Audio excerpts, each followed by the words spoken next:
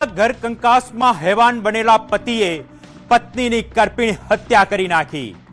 2.5 વર્ષના માસૂમ બાળકની નજર સામે જ માતાએ દમ તોડ્યો। શું હતી સમગ્ર ઘટના? જુઓ રૂવાડા ઊભા કરી દેતા રિપોર્ટમાં।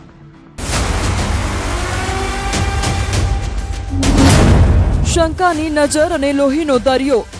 વડોદરાનો બકરાવાડી વિસ્તાર અને નારાયણ એવન્યુ। ગત મોડી રાત્રે આ આલિશાન બિલ્ડિંગના એક ફ્લેટમાં જે ખેલ ખેલાયો તેણે વડોદરાના કાળજા ધ્રુજાવી દીધા છે, જ્યાં પત્નીના સ્મિત પર દુનિયા વારતો પતિ એક ક્ષણમાં હેવાન બની ગયો। આ કોઈ અકસ્માત નહોતો, પણ વહેમ અને શંકાના ઝેરમાં લથપથ એક લોહિયાળ હત્યાકાંડ હતો। પતિ બંટીને પત્ની રીટાના ચરિત્ર પર એટલી હદે શંકા હતી કે તેણે ઘરના ખૂણે ખૂણે સીસીટીવી કેમેરા ગોઠવી દીધા હતા, પણ તેને ક્યાં ખબર હતી કે આજ કેમેરા એક દિવસ તેની હેવાનિયતના સાક્ષી બનશે। વહેમનો વંટોળ, શંકાખોર પતિ બન્યો પત્નીનો કાળ।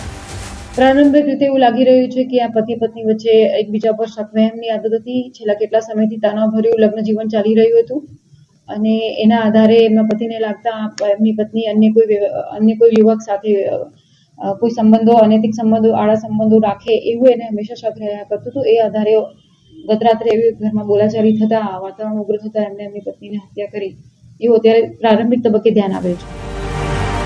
ડ્રોઈંગ રૂમની એ દિવાલો આજે પણ એ આક્રંદની સાક્ષી પૂરે છે। જ્યારે બંટીએ રસોડામાંથી તીક્ષ્ણ ચાકુ ઉઠાવ્યું, રીટા પર તૂટી પડ્યો। 1-2 નહીં પણ છાતી અને મોઢાના ભાગે 7 ઘા ઝીકીને રીટાને લોહી લુહાણ કરી નાખી। આ ભયાનક દ્રશ્ય 2.5 વર્ષના અને 13 વર્ષના 2 માસૂમ પુત્રો જોઈ રહ્યા હતા, જે હાથોએ બાળકોને રમાડવાના હતા। એ જ હાથોએ તેમની જ માતાનો જીવ લઈ લીધો।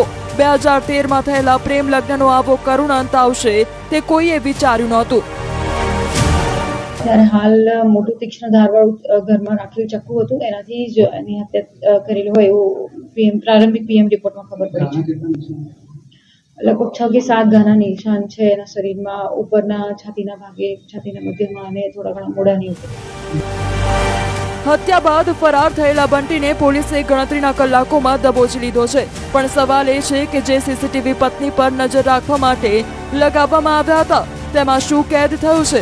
શું આ હત્યા પાછળ કોઈ અન્યનું પણ ભેજું છે?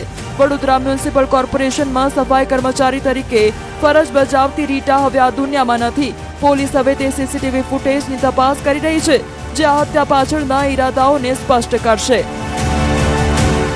પત્નીના વર્તન પર એમને શક રહેતો હતો, એટલે મેં ઘરે સીસીટીવી પણ લગાવેલા હતા, પણ એ સીસીટીવી અત્યારે હાલ અમે પોલીસના ઇન્વેસ્ટિગેશનમાં ઉપયોગ લઈશું કે એ વખતે કોઈ અન્ય કોન્સ્પિરસી થઈ છે કે નહીં, કોઈ અન્ય કોઈ વ્યક્તિનું અને સાથ છે કે નહીં, અને હત્યા પાછળ બીજા કયા કારણો છે, બીજા કયા ઈરાદા છે, એ પોલીસ તપાસ કરશે। બાળકોના આંસુનો જવાબ કોણ આપશે? કાયદો બંટીને સજા તો આપશે, પણ એ 2 માસૂમ બાળકોનું શું, જેમની નજર સામે પિતાએ માતાની હત્યા કરી એક ક્ષણના આવેશે 2 જિંદગીઓ બરબાદ કરી નાખી અને 2 બાળકોને અનાથ બનાવી દીધા। વહેમનું કોઈ ઓસડ નથી હોતું, પણ આ વહેમે જે લોહીની નદી વહાવી છે તે વડોદરા ક્યારેય ભૂલી શકશે નહીં। વડોદરાથી હાર્દિક દીક્ષિત, ન્યૂઝ 18 ગુજરાતી।